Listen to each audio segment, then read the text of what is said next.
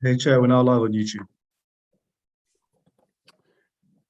Okay, thank you. I'll start the meeting then, and hopefully we'll get a few other members will join us as we progress. So welcome to Northamptonshire Schools Forum. We've got apologies from Victoria Ball, Peter Canley, Robert Tite, and James, our chair, who wasn't able to come to this meeting, but will do James Burkitt for the future meetings. So welcome everyone. I'd like to also welcome James Sherlock and Catherine Murphy to Schools Forum, and thank you very much for joining, and we look forward to your participation in these meetings and the future ones there. So welcome. Declarations of interest. I think, Raj, we haven't got any new ones specific to this meeting agenda. No, none received. So if anyone's got anything they need to declare, otherwise I'll move on to item 2. Okay, now for item 2 and 3, this is the first meeting of the council's fiscal year, basically. And so each year we have to renew the election of the chair and vice chair. Now,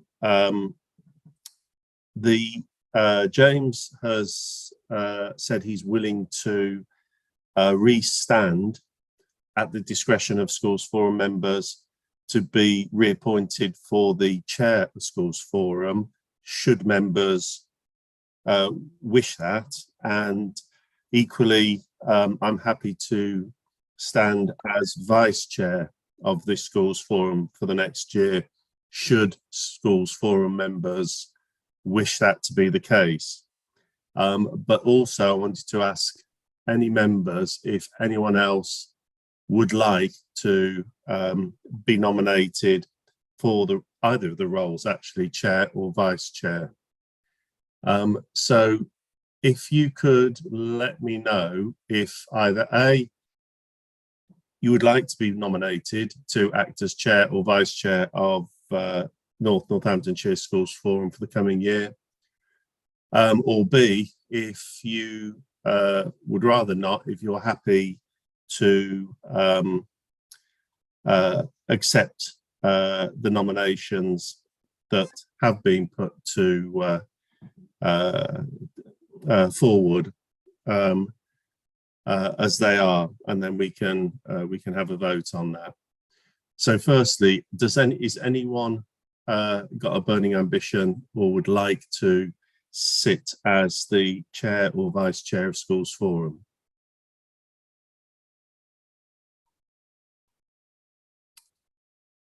No, are you sure? Honestly, don't mind. Okay, so are you happy to nominate and elect, first of all, James as chair of the Schools Forum going forward for this year? Have a nomination? Yeah, Angela. And is everyone in favour? Anyone not? No? Okay, that looks like James is the chair. And for myself as vice chair, I know it's a bit of a strange one since I'm chairing this meeting, but if we can confirm whether you're happy for me to continue as vice chair for the next 12 months or not. So is anyone happy with that? Yeah. Are you happy with that, Raj? Yeah, that's fine. Okay, thank you. Can we run through the minutes of the last meeting? I've had a look at them. Are there any, what I will ask is, everyone's had an opportunity to look at the minutes. Can you let me know if there are any any questions on the minutes or any reason why they can't be adopted as a record of the previous meeting? Has anyone got any questions about them?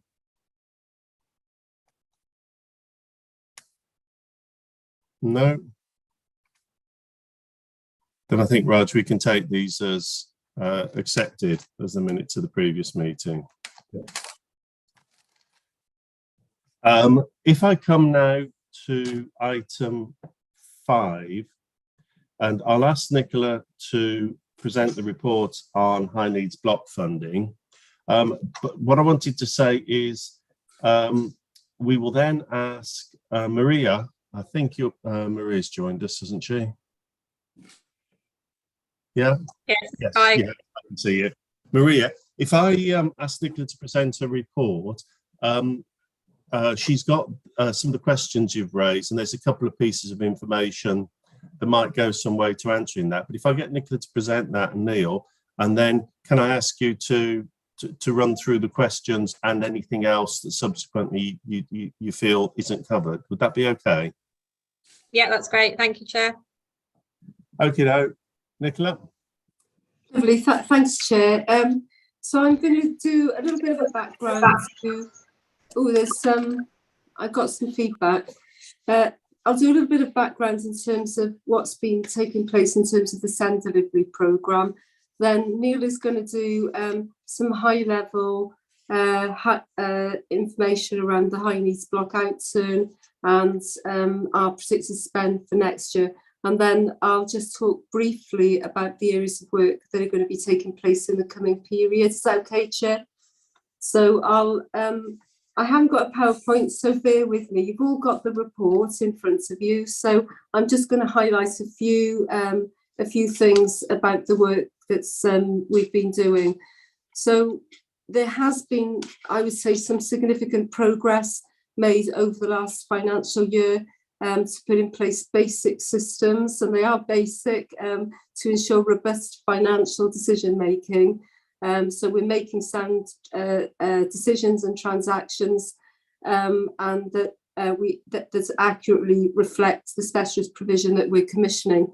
So I'm pleased to say that we've got provision leads that are now in place that have oversight for our independent special unit and mainstream provision, and for children who are electively home educated without a school place or receiving home tuition or a personal budget. So alongside these roles in relation to placements in provision, there's also a monitoring aspect to these lead roles, which means that we've now got processes in place to ensure not just tighter control of the finances, but also that we understand more accurately children's attendance and offsite, if there's offsite provision, placement breakdown, placement costs, whether the EHCP annual reviews have been taken place, and also importantly any key transition points that we're really up to date on those as well. And where we have had some concerns, we started doing monitoring visits, and there's some detail about that as well. We're also pleased to begin to introduce a school-to-school model for supporting and challenging specialist unit provision, and we've got later in this term the first of those to take place. I know that I've talked regularly around the investments in early preventative support and provision in our mainstream schools, and we've really improved our communication to schools through the Senko networks. We're on our 5th rollout, half-termly rollout of those, and we get really good attendance. And we've also introduced locality networks and drop-ins for our families. We had 74 in the last round, and we've got our second round starting actually next week. So we're delighted with some excellent results with those. So the local authority, and through these forums, we agreed in the investment of the development of special school outreach, and those services have been ongoing for cognition, learning, communication and interaction, as well as social, emotional, mental health difficulties. And these are now starting to get embedded. Now, once they are in place, and there's still a way to go, they'll form that significant part of the graduated approach, so that we can support children to access their local school. And then where we want to get to is identifying much earlier on children with more complex needs. This term, we've started to talk to the Friars about developing a pilot for secondary special school outreach for cognition and learning and communication and interaction. So that's another exciting development. And we've also been in conversation with Rowan Gates to extend the teacher-led advisory support service to the early years sector.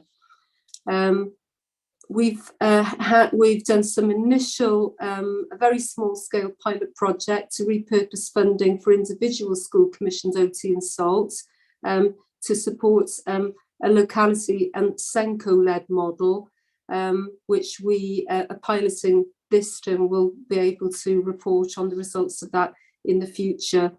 Again, the forum, through the forum, we've invested 1.5 million in early help funding in mainstream, and I know that's part of the questions that have been asked of us today. So we've provided some information around that.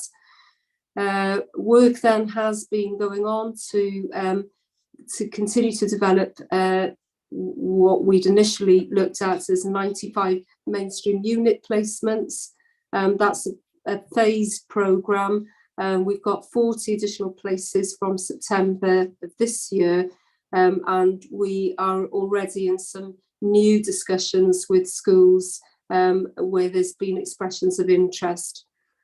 Planning for the opening of the 4 satellite classes for Rowan Gate is also underway, and that's for September at Stanton Cross. That's 50 additional placements, and discussions around potential longer term placement to house the satellite provision. We have recouped 500,000 of funding back from the independents through much more robust monitoring and allocation and payments of invoices. And the other area that we've done significant work is around finalising the permanent structure and job descriptions for our educational healthcare plan team. So we've got a plan programme now in place to phase out the interims that are in place, and that should all be completed if the consultation and recruitment all goes to plan by October of this year. So that's a little bit of the headlines of the work that has been taking place within SENS. I'm going to hand over to Neil, who will just do a quick update in relation to the budget and the spend. Thanks, Nicola. So colleagues will have received the report with the updated outturn for 22-23 and the revised budget for 23-24. So both those elements are on the report. And so you've got an overview of our expected expenditure in this area. So, I mean, the key headline for outturn for 22-23 is we've ended up with an overspend of the high needs block of about £1.8 million. And there are a range of reasons behind that. You've got a breakdown of the individual lines, and what you'll see is the original budget doesn't actually reflect the expenditure, and there's lots of work been going on, as Nicola said, to actually revise that. And in the revised budget at the bottom of the report, you'll see that that's better aligned with actual expenditure against actual budgets. On an overall level, though, you know, we moved to a position, I think, when we spoke last time at the last meeting, where we'd hoped that we would balance the budget, to a really significant overspend. And there are a number of reasons for that. One is that we had a lot of work ongoing in terms of clarifying our joint funded placements with health and social care. and there was a lot of work that's actually still going on about that, and that's still an area of pressure for us. And you'll see when we set the budget for next year, we've had to increase that by about £700,000 as additional costs for our share of those joint funded placements. The process by which those are made, which is through a multi-agency resource panel, the MARP, it's been absolutely tightened up, and there is much greater scrutiny on those places, but there's a significant cost for us. There are also obviously significant pressures on placement costs. The team have done a huge amount of catching up, and I know the impact of that falls on schools as well as on us. But actually, you know, those additional plans that have been produced, moved through, the plans that have been reviewed, have led to increased costs, and that's reflected in the overspend that we see in front of us. A lot of the budgets were set based on historic information from NCC, so obviously the individual nature of North Northamptonshire is now coming through in terms of the budget outturn. Also worth saying, and Nicola's already mentioned, you know, we have invested in creating the outreach services. We've significantly increased the HCP team to allow capacity to come through. Although that's not funded from the high needs block, it does increase capacity. And we've looked to ensure that we have a very clear understanding of the pupils who are being funded through the outreach, and not through the top-up fundings as well. So there's a much better link and a much tighter grip now on the pupils who are being funded and the amounts that they're being funded and why they're being funded at that level. So at a £1.8 million overspend, that obviously will get drawn back into as part of the overall DSG outturn, which we'll talk about later. Colleagues will be aware that we go into this year with a surplus on the DSG of circa 3 million, just under, I think. And obviously that will reduce as a result of this overspend, but not move into deficit for the coming year. It's important to note. If we then look at next year's budget, which you'll see is at the bottom of the report, sorry to jump around slightly, in section on page 15, I think, you'll see the budget has also been increased, and that now requires a contribution from the reserve in order to balance. That obviously will be using up the surplus in the first instance, and if it exceeds the level of surplus available, will lead to us for the first time having a deficit in the dedicated schools grant, and certainly in the high needs block area. Colleagues will be aware that many local authorities find themselves in that position, and many of them at a much more significant level than we're showing here, out of a £60 million high needs block, more or less 55 million. You know, we're between £1 and £2 million overspent. Not where we want to be, but where other local authorities are overspending by 50, 100% of their high needs budget. You know, you can see that this is partly to do with national pressures and how we meet changes in legislation, those other things that are ongoing. Broadly, the budget you see before you is that you've seen previously. There are increases. I've talked about the tri-part residential placements that have increased to reflect that. And it is true there will be further pressures on this. I know historically we've talked about you know, the pressure on or the level of budget set aside for early years. That may well increase. As we said previously, it's a budget. Things will move on from that point. Equally, with the impact of top-ups and those sorts of things, and hopefully the impact of the early help funding, which will reduce the call on higher tiers of need, and ensure we're supporting children in mainstream as effectively as we can. We know there's a lot of work to be done. You know, Nicola will talk about next about a few of the things that we're doing to develop this. Happy to take questions when we get to that stage, but if everybody's happy, I'll ask Nicola just to update on the what's next bit, and then we can go through any concerns or questions at that point. So Nicola, over to you. Okay, so just to finish off then, we will be continuing to embed the SEND whole school support and provision set out in the SEND delivery programme. And as Neil mentioned, I think Northants are well placed in terms of the investment now, even though, you know, we're where we are in terms of a slight overspend. Many authorities are doing that in retrospect. So I think we put that investment in. It will take a while to change culture and get that embedded. So we'll continue to do that. And obviously we've got the programme of the satellite and unit provision, which will be continuing to deliver over the coming months. The other two areas of work then are to work with the special school sector to undertake a review of the special school funding model. It's something that we've talked to our special heads about, so that we can look at the descriptors and how and particularly the allocation of placement funding. And some other conversations that have been taking place have been with mainstream, particularly chief execs, where we've been considering the funding formula and possibly using a funding formula going forward for allocating mainstream top-up funding. So those were the two areas that we're particularly keen to progress and would ask for your consideration today on. I think that's it. So I think there's any questions.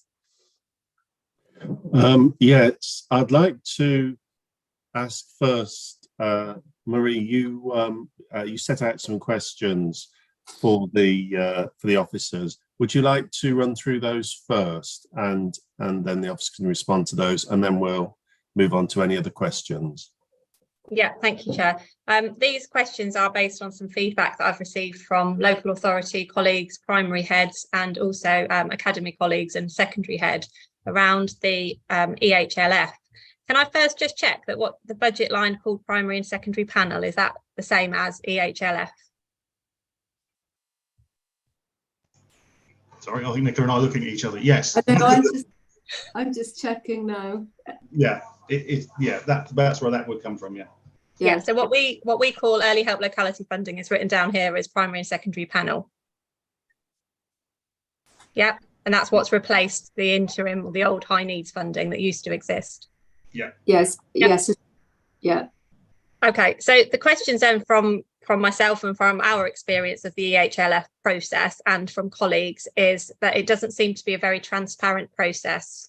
When funding is given, there's not a reason as to necessarily why. When it's not given, there's no feedback as to why funding was declined.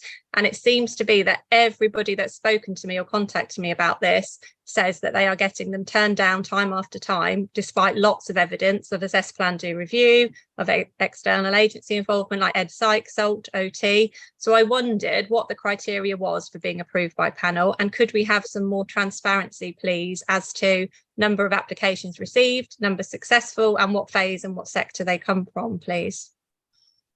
So yes, we can provide that. So at an overall level, to start with, 29% of total applications received were declined. Okay, so that gives you, and I'd say basically 70-30 in terms of being accepted. Okay, so hopefully that's helpful. In terms of numbers, excuse me, 279 were received in total. Okay, so of that, I think 198 were agreed and 83 when felt not to meet criteria. Okay. And that's over the course of what time period, please, Neil? October 22 to May 23. So that's, okay. That's the whole span of the current way of working, if that makes sense. Yeah. So that's actually up to date. That's not a financial year. That's up to, I don't know, 10th of May, I think, as the last update that we had on that. The breakdown we've got. So I've got the breakdown by individual school. Okay. I'm not sure whether, I mean, it's clearly transparent information. If you want to see it, we're happy to share it. But maybe not in the meeting, in this meeting. I'm happy to share it after the meeting. I've also got it broken down by locality, which is how we monitor. I know you were talking about phase, but I was talking about locality. And so the locality percent declined ranges from 42% in East Northants to 20% in Corby. Okay. And from a school's perspective, the majority of those on the list have 100%, agreed, but some obviously have lower figures than that. And once again, like I said, I'm happy to share that because I think it is, entirely reasonable to do so. But perhaps after the meeting would be the best route to do that. In terms of the criteria that's used, the criteria should be set against the graduated response. Okay, that's the plan. Okay, and this is new and it may need development. I'm not saying it's working perfectly, but the idea is that appropriate measures have been taken prior to coming to the local authority for early help funding. Okay, so that's the key thing. Not all of them were turned down on that basis. Some obviously they were filled in incorrectly, or child had moved on before, things happen, those sorts of things. But in talking to colleagues, the key issue is at the point at which early help funding has been requested, has appropriate action been taken, work been undertaken before that demonstrates the graduate response that leads to early help funding. Now, that isn't a hard barrier. Okay, there are cases where children, in the same way that children sometimes need to move directly to I almost said statement, then that's not right, EHCP. There are times when children need to move directly to early help funding when that's the right thing to be doing, and this is not a barrier that stops pupils getting to that level. But those where they were turned down, the view should be, or was, that from the panel, that there was more work that could have been done at school level before we got to EHLF funding. Now, like I say, it's a developing process. I'm not saying it's perfect. There's more to be done. I take your point entirely, Marie, about feedback, because it's no good just saying no, is it? You need to understand why no, and what is it that you could do to inform future, otherwise we just go around the same loop again and again. And so that is an area we need to improve on. The other thing we want to do, and I think Nicola might talk about this later, is we're really keen to get head teachers onto the panels, whether that's in an observing capacity or certainly as a commenting capacity. I mean, we have to think about quite how that works, but I think we're going to talk not just for the early help panel, but for other panels that we operate, so that they do become more transparent. That's really, really key for us now. And I know at least a couple of colleagues have asked me if they can attend from an observation perspective. I'm very happy for that. But what we intend to do at the next round of locality heads meetings is to invite heads to say that if you'd like to come, let us know. We'll let you know the dates, and we'll try and schedule people in when it works, so you can see the process in action. And I think that would be absolutely the best way for the process to become more transparent. And I would hope that those heads that attend, and I hope there'll be someone for them, could feed back to colleagues about what they've seen, come back with comments, and together we can improve the system. So sorry, it's a very long answer, but I hope that sort of covered most of your areas. Like I say, I know you asked for it by phase, and I've got it by school, which is similar, and I can share that. But like I say, by locality is how we've been monitoring it. Okay, thank you, Neil. Maria, does that answer provide the answers that you were looking for? It does, yeah. And I know certainly some head teachers have said to me they would really like to sit on the panel to see the process from the other side, so that we can be more efficient and effective with the applications that we're submitting. I think it's also worth saying that in January, I asked the question about the budget and how that budget was allocated. And I still don't feel we've got clarity on that. Was that budget divided by the 8 panel dates across the year? Is there a maximum budget? I don't see it on next year's 23-24 budget line. So is it something that's planned to continue? It would just be useful. We found that our first applications were successful and nothing since then was. So is that because too much money was allocated too early? I'm still not completely clear around how that budget pot is divided between the different panel dates. Okay, if it's okay, Chair, I'll respond to that. Like much of the high needs budget, this is needs led, okay, and it's really important that it's needs led. It's not demand led; it's needs led. So we are meeting needs, and where need exceeds available resource, we move towards deficit. So whilst there is control in place, there isn't a cap, if that's what you mean. There's not we're going to spend a third of the budget in each term.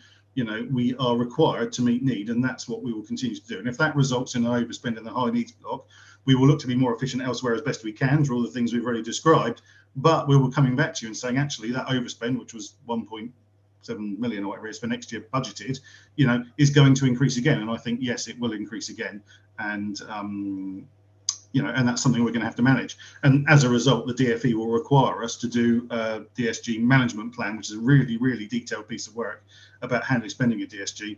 I think we would have really struggled to fill that in last year because there was so much work to be done to understand our expenditure and how where every child was and the costs and those sorts of things. I think as we move forward with the support of Yoki and her team, we will be doing that, and that would certainly come here so you can see what that looks like. And it is, as I say, really detailed in terms of how the DSG is spent.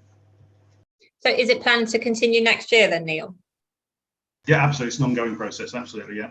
Okay. And is there a budget set for panel specifically? Yeah. Shall I just come in? Thanks, Nick. Okay. Yeah, so I just wanted, I'll tell you the budget now. So we started off, the budget was around 5 million, and that's outlined in the outturn for 22-23 as the mainstream top up. The primary and secondary panel, that I think alluded to what was the old historic panel where, you know, money was allocated. So we had a 5 million, which has gone up, as you can see, to that figure. But the forecast for this year is 7.8, right? And what I said earlier was that we've invested significant amounts. You know, it's a forward-looking local authority that's saying, actually, if we don't invest in mainstream sector in this way, then what we're going to do is lots of requests for plans, and schools won't be able to meet needs. So, of course, we are going to continue. I think, though, that one of the things that we need to think about as system leaders is, do we want to continue with the model, which currently we want it to be as transparent as possible? But I've been your side of the table. I've also been the outreach person going out, doing the review of the young person. All of this ties up a lot of all of our time. So even when a school puts in an application, having been that side of the table, Senko's are spending their evenings and goodness knows what to try and fit that in.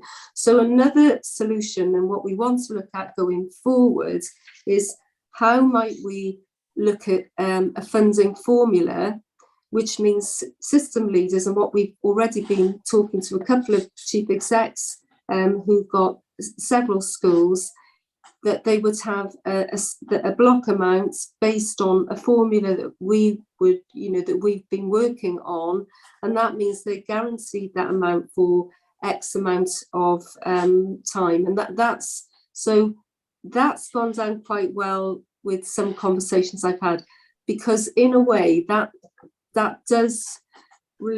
saves a lot of time of, I think, our schools, our specialist services in having to monitor and you know, review the funding that we're giving out. So we want to put that on the table and explore that and come back to the schools forum with some proposals around that as well, Marie, because we think that could also be a model that could work in the future. But just to be clear, the local authority are very clear in its view about investing in mainstream sector, and you will see from that shows here.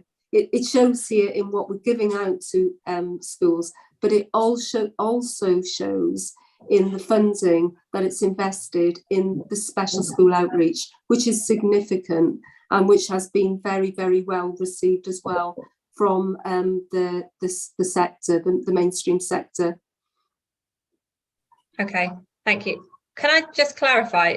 I thought primary and secondary panel on this year's budget on page 11 was what we were referring to as EHLF, but now you're saying next year it's got a different budget heading, so it's quite hard to compare. Has the money available for early help gone up or gone down? It's gone up, because you'll see that on the primary and secondary panel there was an amount given there. This was before my and Neil's time, right? So the line that I've been working to was, when I came, the mainstream top-up, which refers to where we take the allocation for early help as well as children who've got plans. It all comes out of what we call top-up funding. That's under the mainstream top-ups. That's significant budget there, isn't it? Can you see? It's just 4.597, which has increased to 7 million. That's what we're talking about. And currently this year, because now we put it in, we've made it more simple, I think, for everybody to understand. Under mainstream top-ups for 23-24, you can see it's 7.3, and our forecast is 7.8. Now, you'll remember back last year where there was an outcry, and rightfully so, from mainstream schools, because I don't think any of us understood what you were actually being paid. So we did that review individually with schools. We put that right, and that obviously had implications on the local authority at that time, because we weren't giving schools what we had agreed through different processes that were in place then. Yeah, So, sorry, I think I'm still not completely clear, Nicola. What is available for either the financial year ahead for early help locality funding? 7.8, which includes, so if we could distinguish whether we can break it down, and I haven't got that in front of me, but for me, mainstream sector, whether a child has got a plan or not, in other words, whether they're having early help funding or whether that funding is in a plan, there is 7.8 million. I personally, and I think from what colleagues have said, would find it useful to know what is available for the EHLF, because the EHCP plans are different, aren't they? That's a legal and statutory requirement. We kind of need to know what else is available for those same children that you've done assess plan, do review, you're trying the graduated approach. Within our own school resources, we haven't got enough money to help them. We're not yet ready to apply for an EHCP, otherwise we would. And it would just be useful to know what budget is there that we can apply for. We can definitely break it down, but just to be clear, we have inherited a system where schools had no choice but to apply for a plan, right?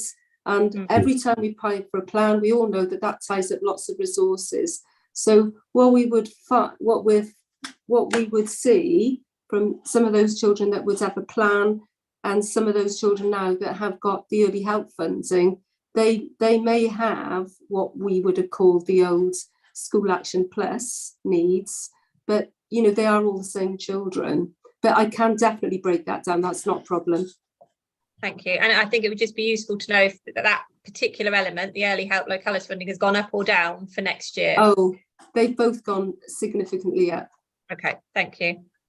Yeah, just to add to that, I'd agree. Yeah, we've tried to simplify the budget and maybe oversimplified it. So we'll split that bit out again so that you can see it more straightforwardly, Marie. That's absolutely fine. Thank you. Okay, thanks everyone for that. Now, if I can just, Raj, if we can just take an action. There's some information there that I think Neil said he can share with forum members. So perhaps after the meeting, if he provides that, you could circulate that. And for the monitoring, Neil, I think for the reports for the future meetings, providing that little split out might help a bit more clarity as well, if we can look at that in the reports. Okay, is that all right? Yes, sorry. Oh, yeah, that's fine. Is there, has anyone got any other comments or any questions in relation to the Agenda Item 5 high needs funding? Sandra. Hi there, thank you, Chair. I have a question, well, not really a question, more of a request around further clarity, really. Based on what we already know, and I have to say thank you, I think it is becoming clearer that there is greater investment in this area. However, from our perspective, on the ground in schools and academies and wherever we are, we're still feeling that strain and we're still feeling that pressure. Which clearly is a more national concern than a Northants concern. Now, what we do know nationally is that statements and EHCP plans have doubled since 2015. And what's really hard to see here is that growth be kind of matching what Northants is investing, because I certainly feel like, yes, okay, well, you know, double the number of EHCP plans or equivalent statements back in 15 might not be relevant for Northants, because it could be that our percentage growth is very different from the national picture.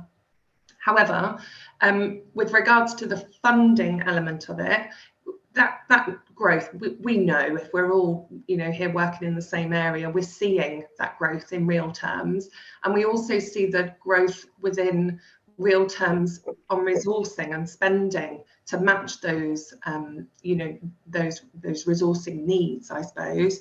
So whilst it's really encouraging to see that actually we're forecasting nearly 8 million into the top up and EHC funding for mainstream, how does that compare to previous recent years, you know, when we know what the growth looks like either in our local area or nationally? I think that would be helpful to see, and therefore give us a better perspective on whether it's within reach of being successful. I think, Nicola, it's literally, you know, I'm hearing brilliant sounds around early intervention and prevention work, but ultimately, if we're not able to meet the EHCP requirements resourcing wise, then gradually that top up funding for the panels is going to be squeezed also. So I'm a bit curious for more information, I suppose, around that. I think. Oh, sorry, Nick, I can't respond to that. You hope you say something similar. Thanks, Sandra. I hope it's the right chair, just coming in. Yeah. I think you're right. I mean, colleagues will be aware that there was some information published either earlier this week or the end of last week about the number of EHCPs being processed nationally and the pressure on the budget. And it's interesting that what came out of that is, or what you might conclude from that and see from that, is that the pressure on this budget is now greater than the pressure on the children's social care budget. You know, and that's, or the rate of growth, if you like, is great, and that is a real turnaround, isn't it? It demonstrates the rate of increase. I think, you know, in terms of providing information about numbers and those sorts of things, happy to come back to the next meeting with that in terms of, you know, how many HCPs, where they're placed, all those sorts of things. You've got the information in the report we've just provided about the places we're looking to commission. We are going to do some much more detailed commissioning work going forward. And I hope commissioning colleagues will be able to come to this meeting and talk to you about the work that's going on around that in terms of, you know, a better understanding of sufficiency and how we're going to meet that over a period of time. In terms of the broader budget, I'll go back to what I said before. This is a needs-led budget, and we need to spend it as effectively and efficiently as possible, but we do need to meet need. We're required to meet need, and that's why other local authorities have ended up with very, very large overspends.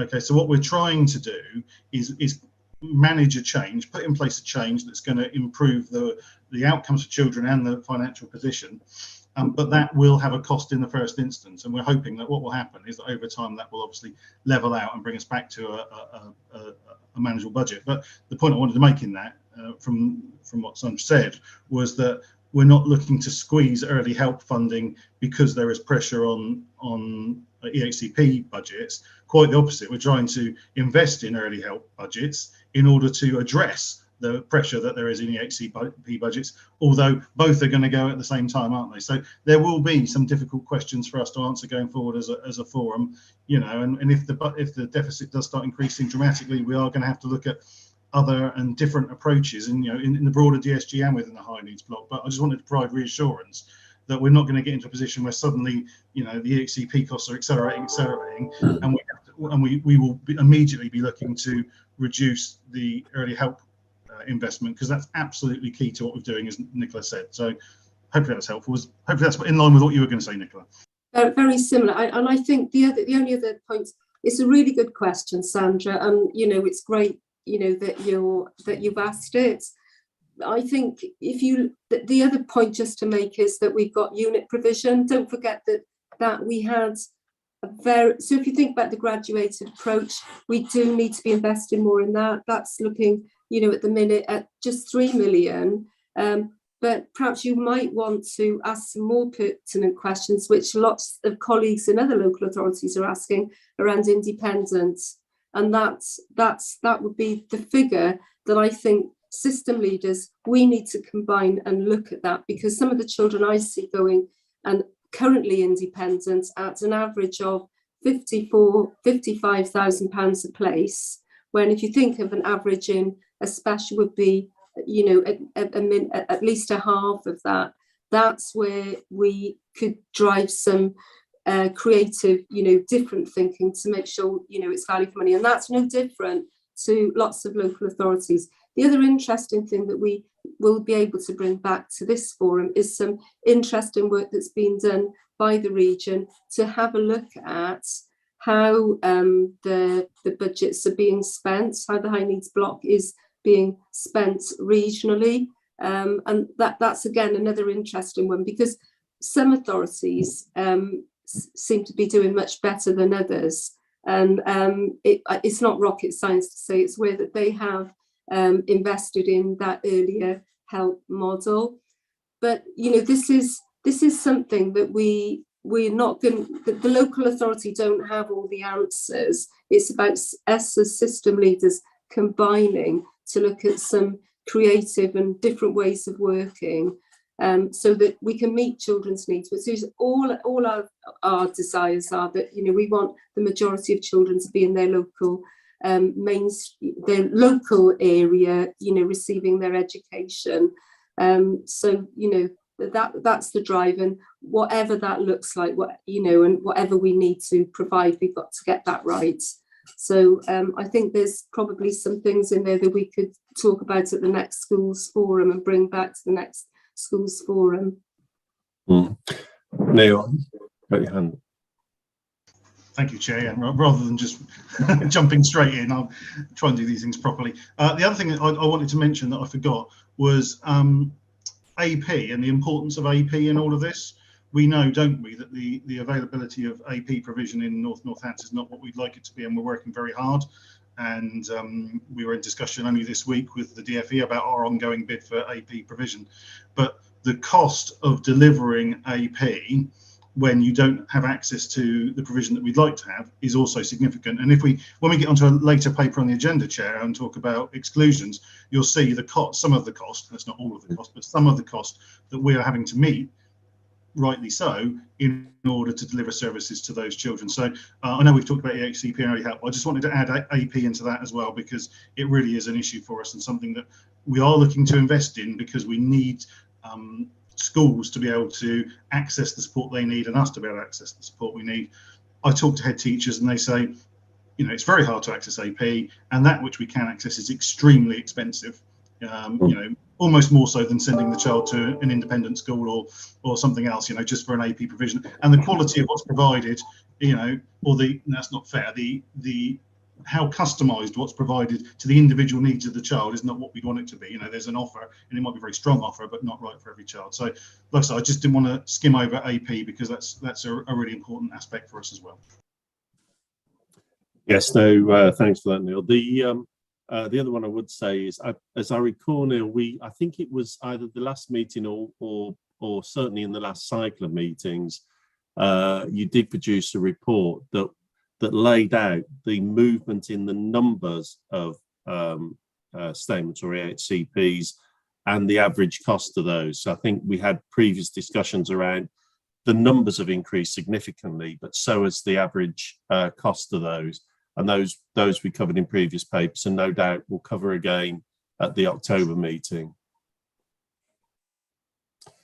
Is there any more questions for Neil or Nicola on this? No? Okay.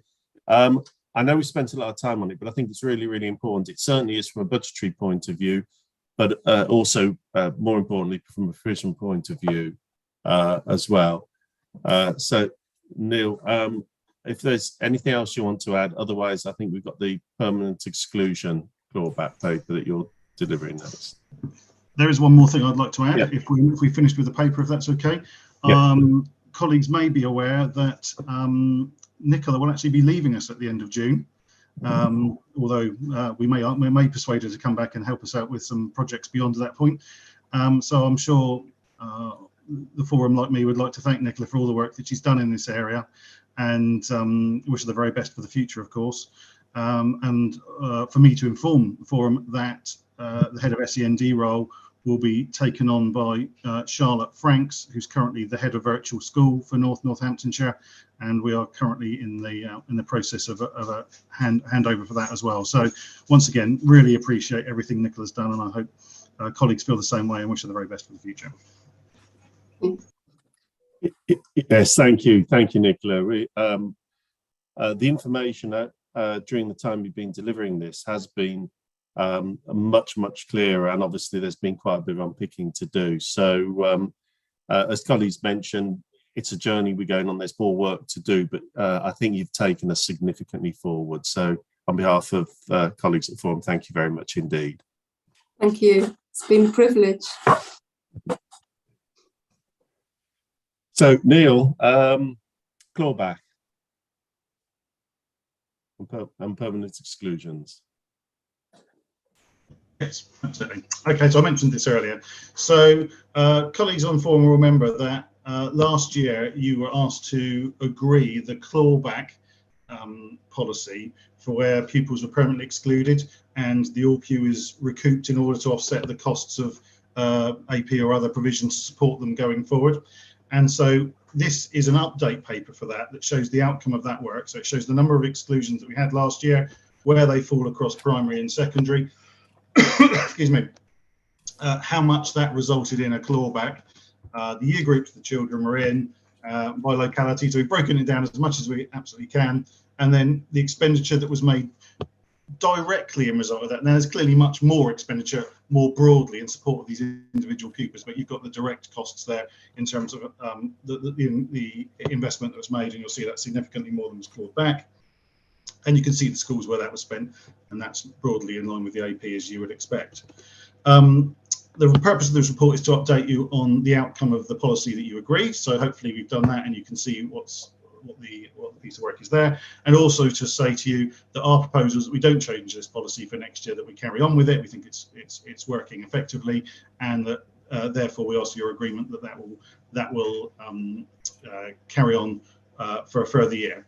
Clearly, it's an area where we need to continue to work. I've talked about AP as well already, and the impact that has on this area of work.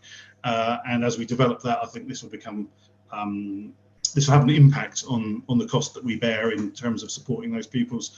But like I say, hopefully this is a helpful report, sets out the level of exclusions in the area for last year. And as I say, Chair, we would like the forum's agreement that we continue with the same process for the coming year. Oh, finally, I know there's something else I'd like to say. Finally, apologies. I think the clawbacks weren't done till very late in the year. It is our intention to do them termly from this point onwards. But like I say, apologies. I think they kind of came as a year-end adjustment, which is not our intention. They should be done termly, and we'll try to do that as we go forward. Yeah, no, that's fine. Sandra, you've got some questions for Neil on this. Yes, thank you. It's just hopefully a quick and easy one. I wonder if I've missed it somewhere. How can there be a variation in clawback if there's the same number of pupils permanently excluded? Variation from school to school. Sorry, do you mean why would the clawback be different between individual schools? Yes. Because it would depend at what point in the year it was done, because it's done pro rata. Yeah, So, okay. if it's excluded right at the end of the year, there'd be hardly any clawback. If it was done right at the start, it'd be a very significant clawback. So, yeah. Apologies. I should have just known that. Thank you. Yeah, you should. I should have explained it properly. Sorry. No, I think, is there any, well, first of all, is there any other questions from anyone? If anyone hand up? No. No, I can't see anyone. I think the main one there, Neil, is you're quite right. It's the doing termly clawbacks, so they the schools that are getting clawbacks notified on a timely basis, so it doesn't come as quite a surprise, although it shouldn't do. But it's much easier and administratively for yourselves as well if we can get them more quickly dealt with. But again, I think the report highlights the net cost, the substantial net cost in permanent exclusions, and never mind the social damage that does to the children excluded. It's got a severe financial cost to the budgets as well to find alternative provision or an alternative place. So and also I think you've highlighted, Neil, the additional early help to try and avoid permanent exclusions that the local authority providing. Angela.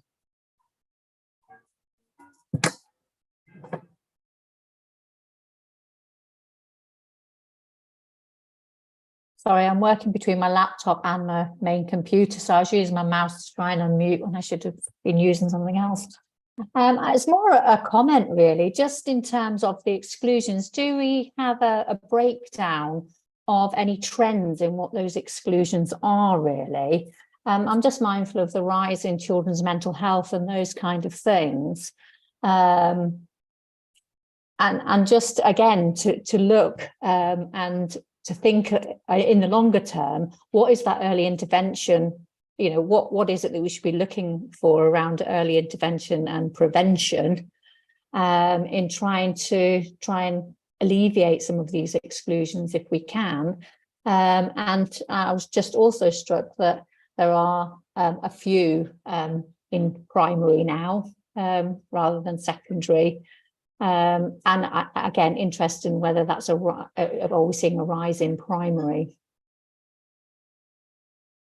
Yeah, thanks for the question. In relation to exclusions generally, we've seen a rise generally post-COVID, it's fair to say, and I think that links back to what you were saying about mental health and those sorts of things, and the pressure children are under coming back into the school environment, having not been in it over a long time. And I think that is something we really do need to be focused on, and something we need to look at. Equally, I think part of the reason for the number of exclusions is that there is no AP, no addressable AP provision that schools, particularly secondary schools, I have to say, are able to make use of in order to support inclusion. So I think there are a number of reasons. We have done some work on this. I'm happy to come back with it. There are exclusions that are around a single significant event, and obviously those that are then as a result of persistent behaviours and those sorts of things that build up over time. And that's a piece of work that we're trying to do right now to understand what's leading to that. So we, as exactly as you say, how we can identify that earlier so we don't get to that stage. So yeah, I think we can come back with that and have another conversation about that, because as I say, exclusions increased after COVID and haven't yet returned to the level that they were beforehand. So there are clearly ongoing issues, and it wasn't just a blip of built up exclusion. So very happy to have that conversation. And I think also the bit that you starting to establish those networks now, getting those Senko networks going and trying to pull people together. I would hope all of those things will be helpful in the longer term, and you'll see more and more attendance at those where we're able to support one another and think about alternative provision or what skills and expertise do we have across the sector to be able to support one another. Yeah, I agree with that entirely. And Nicola spoke earlier about how we use the money that we have available to us, and I think we do need to think about that, away from individual pupils to areas. So if you look at that, the figures that are provided to you, the number of exclusions in Wellingborough is higher than in the other areas. And that reflects social issues that we're aware of in the area, and we work with our colleagues in social care and police and health about, and those sorts of things. So is there something more innovative we can do together? And you'll be aware about family hubs and those sorts of things being part of that in Wellingborough and Corby, hopefully, that will start to play a part on that. So yeah, there is a bigger picture to look at as well. Yeah. Thank you, Angela. I think with the next meeting, on the next update you do on this subject, Neil, it would be that would be useful if you have got some trend information on reasons for exclusions, because I think that would be very informative as well, to be honest. So thank you for that report. If there's no other questions, can we look at the pupil growth fund, Neil? I think that's another one for you. Sorry, Chair, can I go back to the previous one? Is Sure. Forum happy that we continue with the same policy? I'm not sure if we need a vote or not. Probably we do, Raj, don't we, to continue with the policy as stands? Yeah, if we continue the policy, I think we should put it to a vote, members. Okay, well, I'm happy to propose that we continue with the policy as stands. All those in favour?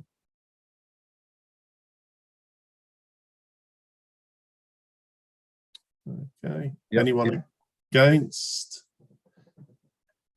And I think that was pretty unanimous, wasn't it? Yep. Unanimous, yeah.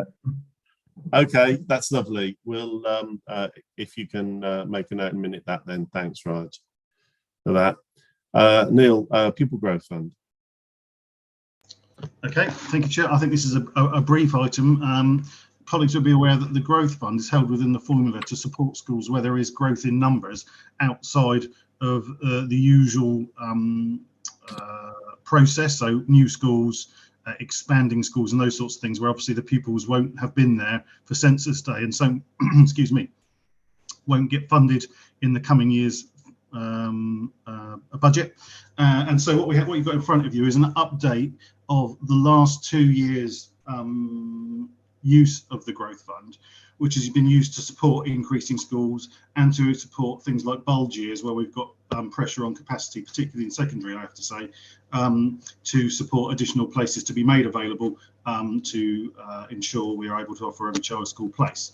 So what you'll see from this is, firstly, you'll see the formula under which the Growth Fund is calculated, which is based on a teacher and resources and support system, and you'll see that gives an £82,000 allocation per 30 additional places per full year to secondary, and 69,000 more or less to primary. So that's the formula that is used to derive the amount of funding that's given, and if the number of places provided is less than 30, then that is prorated to make that appropriate. So obviously it's 15, it's half, and those sorts of things. So that is that's the formula that's used. What you've got then is a breakdown of the Growth Fund, the call on the Growth Fund in 21-22 originally, and what you'll see there is that there was an overspend of £350,000 more or less, based on the additional places that we're putting in the growth that was there. Some of that, I think, was as a result of the change from NCC to NNC, and there not being a full understanding of all the places that were going through the system, but equally there was pressure on places. What you'll see then for the following year, for 22-23, is that we've come in slightly underspent, and that's because we have a contingency against additional places that might be needed as we go along, and that wasn't fully required. And so the underspend for last year was 62,000, and that is held within the broader DSG. As I've said previously about the high needs block overspend, equally underspends in other elements are used, and that's netted off at the year end. So that's where we are. You've got a breakdown of the allocations that were made, so about 400,000 into primary, and then 622,000 into secondary over the course of the year, and then an update on some of the legalities that cover the Growth Fund as we go along. Colleagues who've been on the Schools Forum for a while, remember we set the Growth Fund as part of the budget later in the year, so the amount of money that goes into it, we do some assessment based on sufficiency and other things, and we come back as part of the broader DSG budget and say this is what we think for the coming year. So this is just an update on the outturn for the last 2 years to demonstrate the use of the Growth Fund to support schools. Has anyone got any questions for Neil on Growth Fund? Yes. Okay. Hi, hello everyone. I'm just wondering at what point you do that for next year and what your anticipation is in terms of bulge and need for places from September onwards. Yeah, thanks for the question. So on the one hand, you could say, well, the DFE confirm our DSG usually on about Christmas Eve. That's when we get the final. And so the forum generally rubber stamps the budget at its January meeting. That's when we finally say this is how much is going to be spent in each of the areas.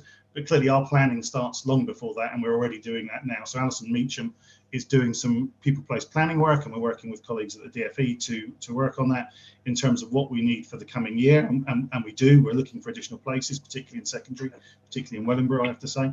And so I think as we come to sort of the October meeting of this group, we'd come with an estimate of what we think we need, and we'd have a draft budget that will then be updated when DFE finally give us our final outcomes. I mean, more or less we know what we're going to get because it's so formulaically driven, but it has to be adapted as we go forward. So in terms of looking at a draft budget, the October-November meeting is when you would see the next update.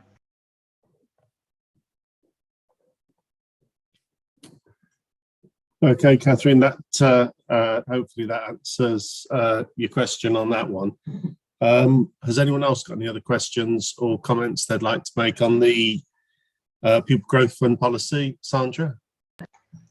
Yes, thank you. Can I just ask, based on knowing birth rates are down and they continue to fall, it's unlikely, unless we get a lot of building in this area, which I imagine we do, that there's going to be continued growth. So will, at the end of the financial year, that be re-diverted, or does it sit there waiting for another bulge in birth rate in years to come?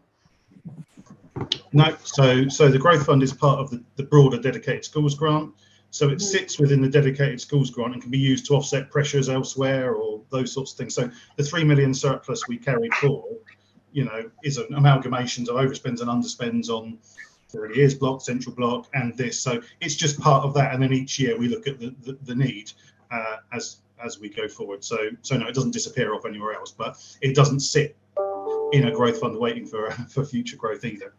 No, which is very good to hear. But I assume that does it come to us? And I remember there being a conversation last year once where there was an undone. I could be thinking a couple more years back, but does it come to us that we have a little bit of oversight of where that does get? Yeah. So when we come with the outturn, you'll see what the overs and underspends are, and we'll tell you what our anticipated use for it is. Generally, at the moment, the answer would be the net. What's likely to be an overspend would be set against the surplus, and we carry that forward. That's likely to be the position. Thank you, Neil. Yeah. Thank you. Has anyone got any other questions on that? No. I think the only one question I got on it really was, I guess when you look at your pupil funding rates, your average teacher costs are not reflective of the current average teacher costs across the piece. So I presume that they'll get looked at each year in line with pay inflation, etc. Yeah, they should be linked. And I don't know, I might have to come back to on what the link is, but they should be linked to a point on the teacher's pay scale. That's how it was set up originally. I'm happy to go and find out what that is and get back to you. So the answer is yes, it would be adjusted for increases year on year. Yeah.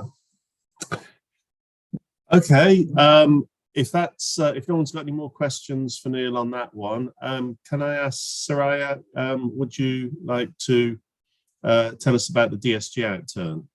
Yeah, thank you, Chair. So this report that I've brought for you is to inform you of the outturn position of the DSG for 22-23. Table 1 provides and sets out the allocation for 22-23 and the income received. So we had a total DSG allocation of 333 million with deductions of just over 218 million, leaving us with 114. We had a difference in the income received and the allocation of 110,000, which related to early years adjustment from 21-22. Table 2 provides the overall outturn summary for each of the 4 DSG blocks.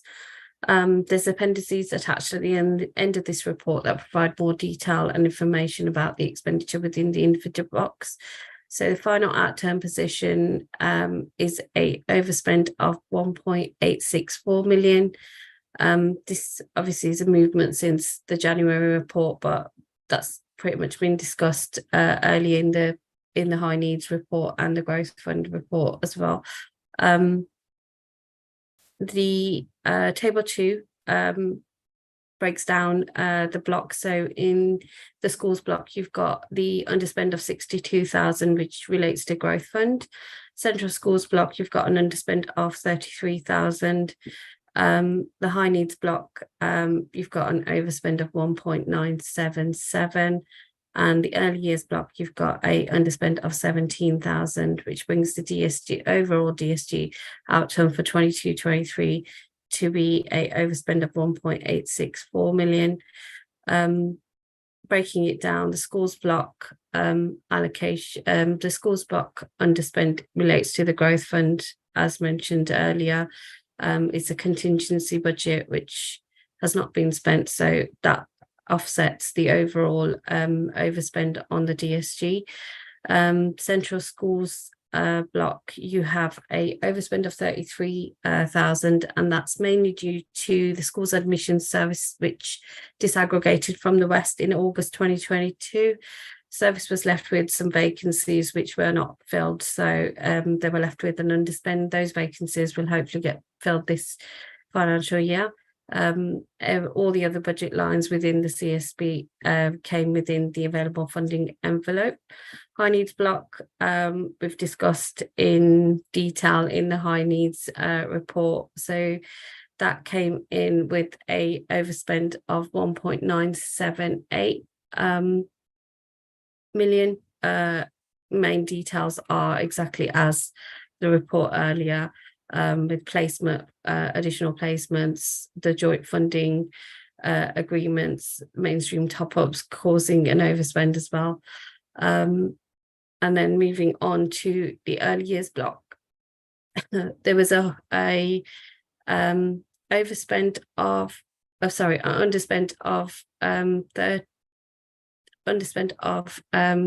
17,000, which mainly related to the maintain nursery school supplement. We had already previously reported the 27k in the previous reports, which was to do with the lack of participation, and then we had a underspent on the disability access fund at 44k, which resulted in the underspend coming down to 17,000.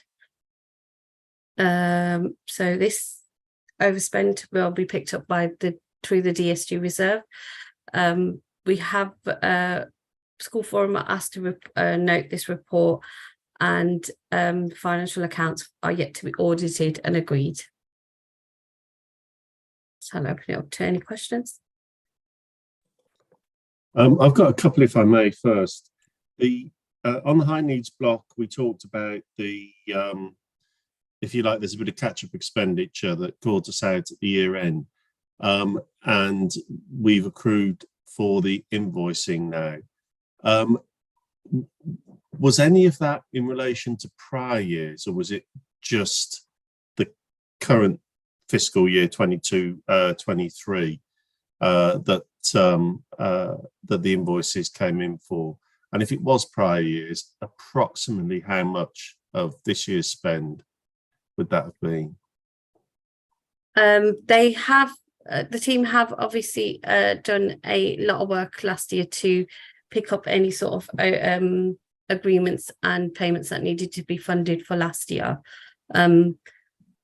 But towards the end of the year, there's obviously been the joint funded agreements that have kind of come in, and then we've had a lot of invoices that have kind of come in towards the end, whereas going forward in the new year now, they're going to kind of pick those up on a more termly rate. Yeah. So would you say that although there was a lot effectively wasn't forecast but came in, it mostly related to the year 22-23 and not prior fiscal years?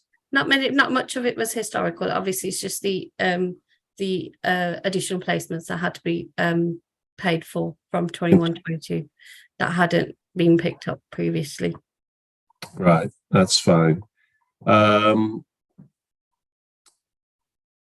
Yeah, that was the I think that was the main one for me at the moment. Has anyone, any other members, can I open up to colleagues, would like to ask some questions for Soraya?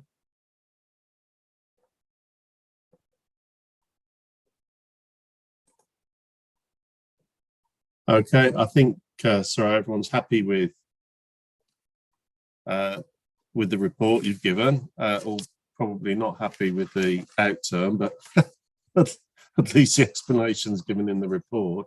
Yeah. So if there's no other questions, that's lovely. Thank you. Thank you very much for your report. And Yoki, are you next agenda item, the maintain schools balances? I think, is Yoki taking that? It's me, Chair. Oh, Sally, go. Thank you, Chair. This report is primarily to inform schools for of maintain school balances as of 31st of March. We started the year with 41 maintained schools, and the opening balances was 6.42 million. During the year, we had an academic conversion, which was Park Junior Primary. By the end of the year, we had 40 maintained schools left, and the net total balance of those schools was 5.73 million. At the start of the year, we had 3 schools in deficit, and we ended the year with 6 schools in deficit. Table 1 then summarizes the level of surplus and deficit amongst those schools. Out of the 30 primary schools, 4 of them have a deficit and 26 had a surplus. And out of the nursery schools, 2 had a surplus and 2 had a deficit. This is all revenue, just to make it clear. Going forward, once again, I will be undertaking a surplus balance analysis exercise. So just to make school forum aware, the DFE indicates that we have 8% of primary and nursery and special schools holding a balance of 8%, and a lower figure for 5% for secondary school, though in our scheme of financing school, that is set at 10% under paragraph 4. Then in the report is the right to carry forward, and in terms of what can be carried forward, the controls on surplus balance. Should there be a clawback, that will be brought back to the school forum to decide on. The key highlight from here is that schools are required to split this balance for the DFE, Section 251 return and CFR, which are both statutory returns, and in light of CFR coming up and the exercise that's currently taking place regarding surplus balance analysis form, this is a key take for schools. In terms of license deficit, so this year and last year, October, when the license deficit policy went through, the LA has done a lot of work around creating those templates and supporting schools to help those fill in. That work is now being undertaken. In terms of what work will take place is that schools will be supported to submit reports on a monthly basis. Those that are in deficit, they will need to do a business case. They'll come to the panel over at NNC to be decided whether the school should have a license deficit, and then they can get accelerated cash advance should they need. Only if they have a license deficit, the cash flow will be analyzed on a monthly basis. So the key takeaway from here is that, you know, schools applying for license deficit may be allowed to plan for a deficit budget in exceptional circumstances. With the CFO's agreement, there'll be the maximum length where school will have to repay over, and the deficit arrangement will only be allowed where continuing existence of a school is deemed viable. During the challenging climate, the schools team play a crucial role in assisting schools, and we recognise that. Therefore, we're actively supporting schools in developing recovery plans, tailored guidance to address these financial challenges that are taking place through monthly monitoring, and promptly identifying any concerns and offering necessary support. This is part of our intervention and prevention planning, working closely with schools by offering comprehensive assistance. But the takeaway from here is the school's responsibility is to ensure financial stability and sustainability while upholding the quality education for children. The recommendations are the school forum are invited to note the school's positions. Appendix 1 outlays all the schools and what their balances are at the moment. I'll open the floor for any questions.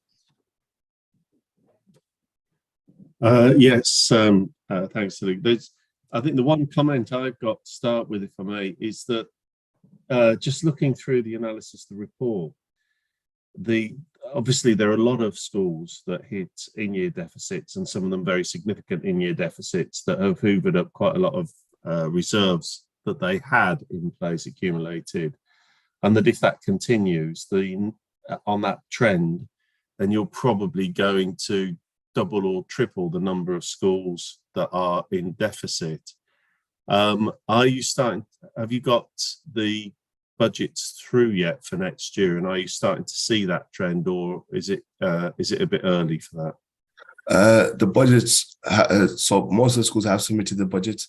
At the moment, the exercise that's taking place, which had a deadline of last Friday, was the school balance analysis form. So once we've realized how much balances have been committed and what the uncommitted balances are, what they're carrying forward, I think there'll be a comparator exercise. And I think that's the highlight. I think I've missed that, where in terms of the next steps is that we'll, upon submission of the data, school team will review and analyze the submission, and comprehensive overview will enable the school forum to make decisions. So we will bring this back as a next step in terms of what's happening on the schools level, in terms of what their budget plans are for the next 3 financial years and where they're currently standing in terms of the planning.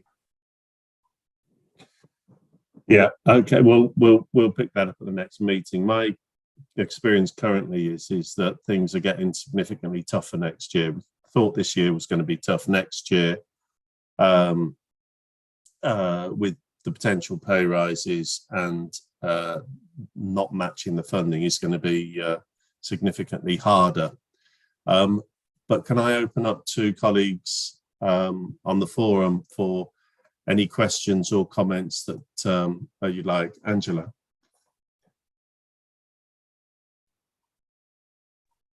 I was just wondering if you would be able to, you talked about balances being revenue, but nowhere in any of that does it actually show or comment about revenue. I just wondered in your chart whether it would be worth showing, where you talk about surplus balances, to have something next to it that actually shows that it's revenue generated rather than surplus balances, because that's could be seen that grants aren't being spent, and that isn't the case. You've said that yourselves, and I think a good point was just made previously about those in-year deficits that arise where there has been revenue, but actually it's been eaten into.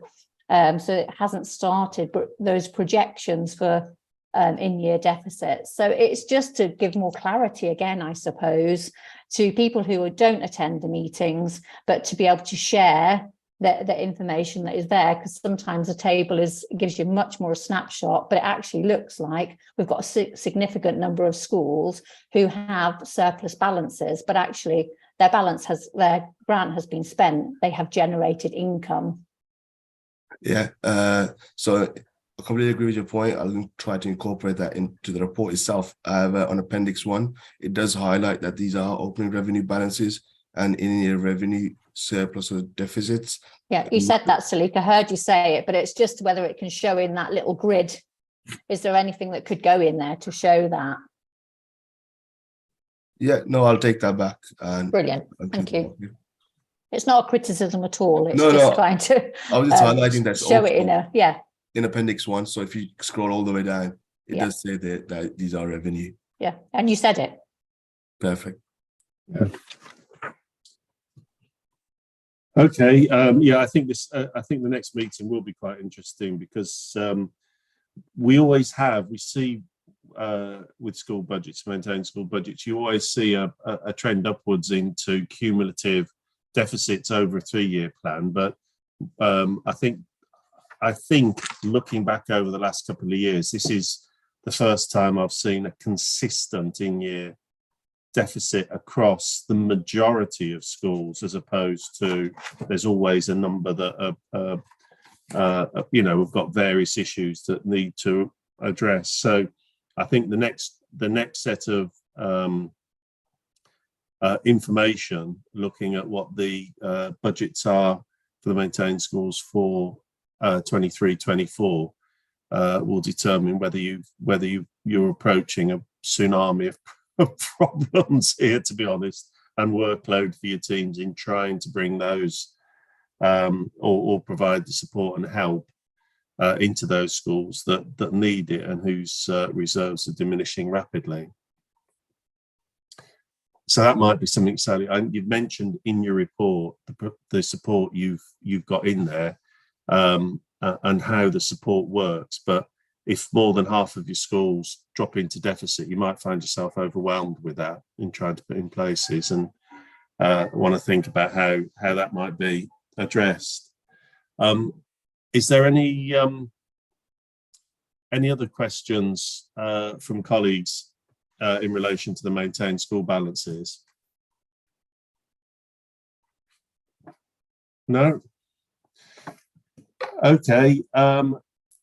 So the last agenda item is any urgent business. I've not been advised of any urgent or any other business at all, but if colleagues have got anything else that they would like to ask questions on in relation to this agenda? No? Okay. Now, the one thing, Raj, that isn't on here, we normally have an agenda item which just runs through, we've got future meeting dates, but the plans for the next meeting and the agenda items. So I think most of them will be the standing agenda items. I think there'll be, we had a deferral, didn't we, on this one, on the scheme for financing schools, which I think will go to the next meeting. Yeah, that'll be brought to the next meeting. Yeah, and we've got the actual DSG outturn now, so that one's covered off this year, but there'll be the normal standing agenda of the forecasts and year-to-date performance. Is there anything else that you want to highlight, or is there any forum members have got anything that they specifically would like covered next year that isn't on the agenda item? The high needs is always a standing agenda item, I might say, and that's been one that I would imagine will continue to be so for some time. Colleagues, no? Oh. I've just seen in the chat about the future meeting dates. They should be on the website on the calendar of committee meetings. The next meeting is going to be on the 19th of October. If it's not on the website, which it should be, just drop me an email and I'll be able to send you a full timetable. It's also on the agenda. So it should be on the on page 2 of the agenda. Okay. All right. Well, just before I bring the meeting to a close, just 2 things again. I'd like to thank Nicola very much for all her hard work and supporting Forum around the work that's been done on high needs. The other thing, I wanted to thank all my colleagues and Forum members and our local authority colleagues who have produced information over this last academic year to enable Forum to do its work, and for all our Forum members for putting the time aside to spend and work with Schools Forum on the decisions that need to be made. It's a difficult funding environment. I can't see it getting any easier over the next 12, 18 months at all. And so that means our decisions become harder every year. And I really like to thank everyone for their participation and their time in making this a successful Schools Forum. And it's the last one before the summer holidays. So in the coming weeks, when it happens, I hope everyone has an enjoyable summer break. and thank you.